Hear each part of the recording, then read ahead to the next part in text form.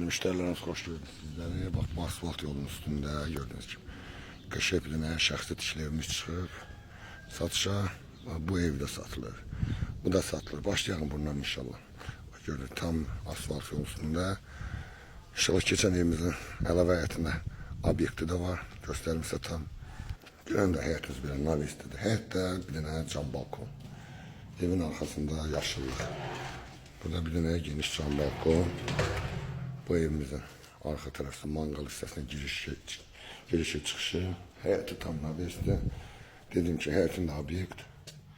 Burada padvalın altı rahat boy verir. Bütün otaqlara giriş çıkışı var.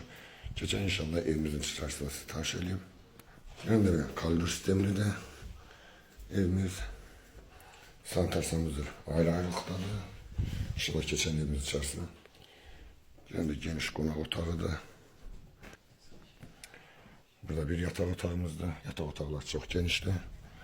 İkinci yatak otağımızda. Kısmen eşyalar kalacak evde. Bu da mətbəx hissəsi. Evimiz 88 bin manatdan çıxır. İnşallah profildə nömrəmiz var. Əlaqə saxlayın. Allah xeyrini versin.